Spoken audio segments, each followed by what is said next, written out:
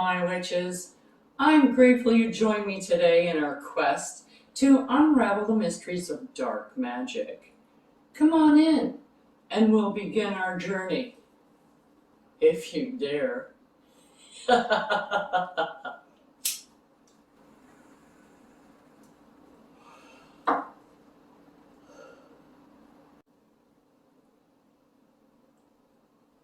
This is a friendly warning to those witches, regardless of your experience, that working with these types of energies can be more challenging and personally draining on your own energy.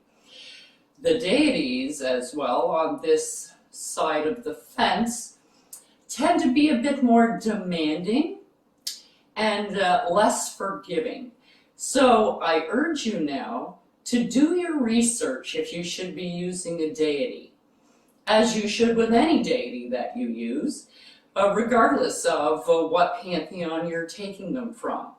If you have any doubts or reservations or fears about anything that you see, I suggest that you wait until you feel more confident until you try one of these spells. So now that that's covered, let's play.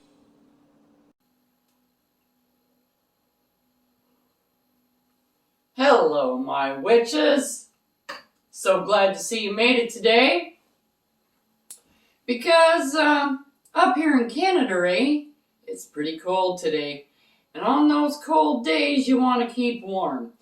And with cold days come cold nights. Some of us sleep alone. Some of us would like to have a partner to sleep with, to keep them warm and snuggly and happy through those long, cold winter nights. So I have a little solution for you that might come in handy. This is a love oil. So you can use it in your love potions, sachets, poppets. You can even use it as a parfum. You can, put a little bit on here and there when you plan on going out hunting.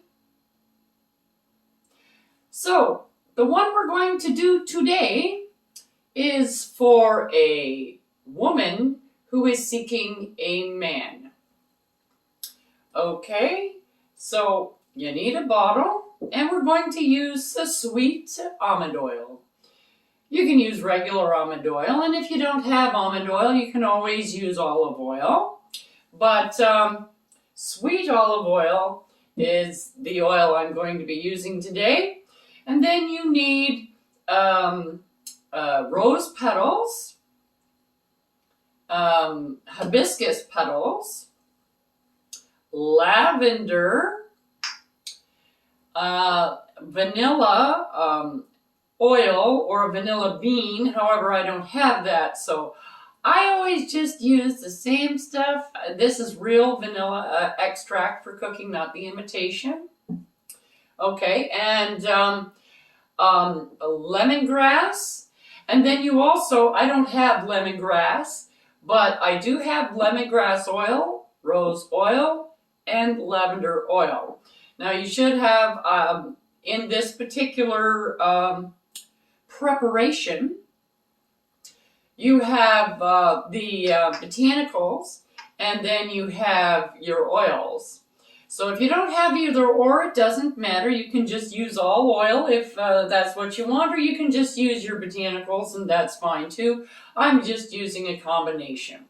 So it's up to you what you want in it. I find that when you put in botanicals, you don't get a fragrance. So if you do want a fragrance in your oil, and you do want to use it topically, to have something that at least smells nice, then you want to put in the essential oils, because you're really not going to get much of a fragrance out of just using the botanicals. And I totally forgot to get out the mortar and pestle. Now, you don't have to necessarily grind down your ingredients if you can fit them in your bottle, but the bottle that I'm using has got a pretty small little top on it, so it's going to be hard for me to get them in there, so I just might have to use that. First thing I'm going to do, though, is we're going to start off with the almond oil. So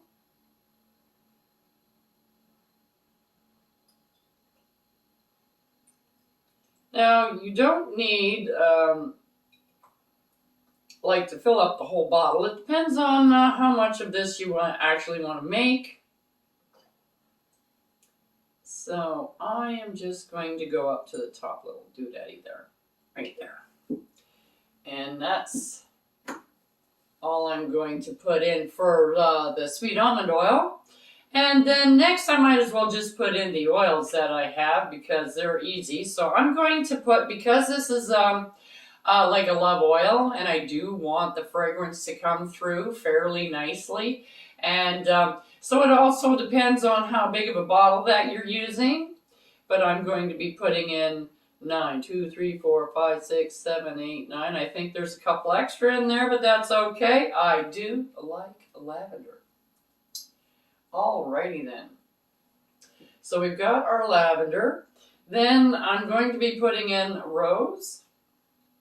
So now 2, 3, 4, 5, 6, 7, 8, 9. That being said, because it is a blend, the fragrance isn't going to be as predominant in that. So you may, it depends on you what it smells like when it's done, but you may want to add a little bit more is all I'm saying. That's all I'm saying. But it's totally up to you. Now there's lemongrass. And 2, 3, 4, 5, 6, 7, 8, 9. Now I like the lemongrass because it's kind of more of an astringent fragrance. And I'm just putting the top on so I can kind of shake this around without making a mess. And I'm twirling, okay, and just doing a little bit, so I can smell it. I want to smell it before I put in the botanicals and stuff. Now, if you're going to be using this topically, you may not want to put in the vanilla extract here. You may want to actually have the vanilla because it's clear. But I only put in a very small amount anyway, so it really doesn't matter. See, now that smells nice. I don't like pungent floral. So if you like quite a floral, wait and just put in like 2 or 3 drops of lemongrass, stir it around, and smell it. See what it smells like for you. Because, like I said, I don't like a real floral smell. I'm more into the spicy smells. You know, the autumn and winter smells, cinnamon, clove, nutmeg, those kinds of things, like the musky, outdoorsy cedarwood, sandalwood, things like that. And not right into the floral stuff. However, there isn't anything that really is good for the love potion that is in that area, so you get what you work with. Yeah, okay, so that smells okay for me. And then when you put in your botanicals, they will give off a fragrance, but not very much, not in a bottle this big. If you are making a perfume product, which is something totally different, which is what Mary Maiden is going to do whenever. Okay, this is the vanilla extract, and I'm just putting in 1 little drop. Just 1. Just so I can get the vibration in there. And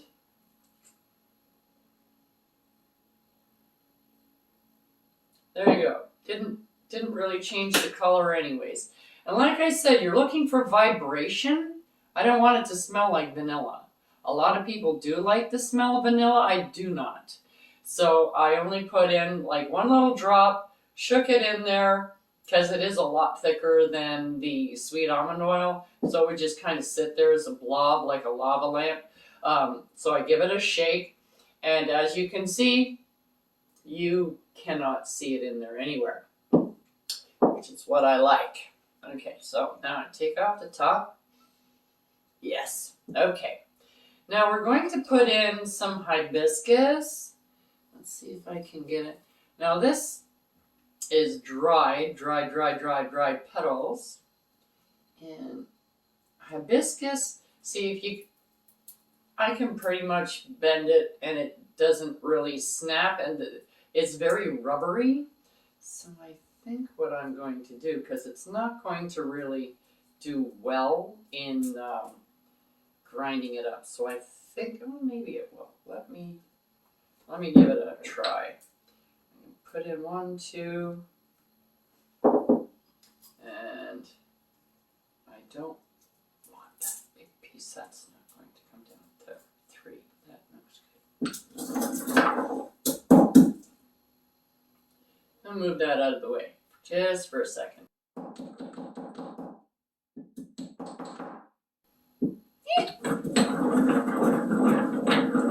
Now when you're putting this stuff in, you can put them in each one at a time and then give it a bit of a charge every time for each ingredient you put in, or you can do it just like, ooh, here I'm doing all the oils, and ooh, here I'm doing all the botanicals. Or you can wait till you get it all in there and then do it. You can do all of that above. It doesn't matter. Depends on what you like. Okay, that didn't turn out too bad. Where's my spoon? I need my spoon to get it in there. It's going to be a real pain in the butt. But it's my fault for getting such a small little bottle. Okay, this is lavender. And 1, 2, 3 little pinches of lavender. And here's some of my roses out of my garden. I don't want to actually use a petal. These are other things. Ooh, there's a nice leaf. I can use that. And that was a pretty big petal. So I'm just going to be using the one because it's a small bottle.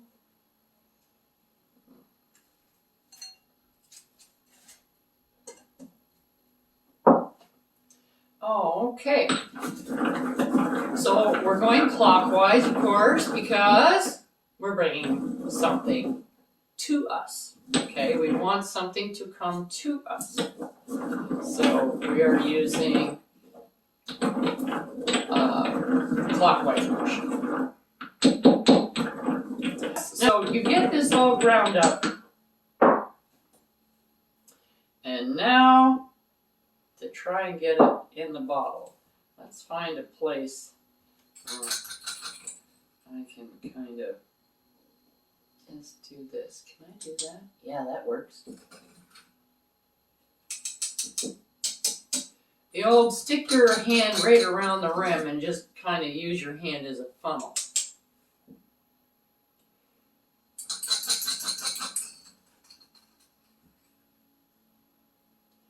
And you can totally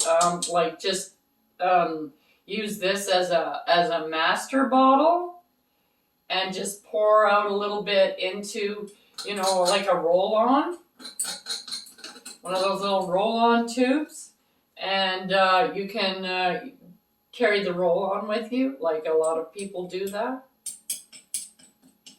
For a lot of other oils too, like the tranquility oil, the anxiety oil, depression oil, those kinds of oils, they do really well in a roll-on bottle as well, because you can take it with you in anywhere. You can stick it in your pocket and in And you can get the small ones too, and they can fit right into the back part of a wallet that folds over for men.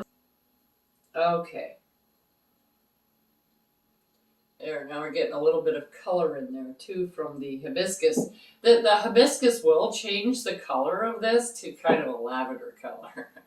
It's not coming from the lavender, it's coming from the hibiscus. The hibiscus is really colorful. If you get a lot in there. See, it's kind of going kind of purplish now.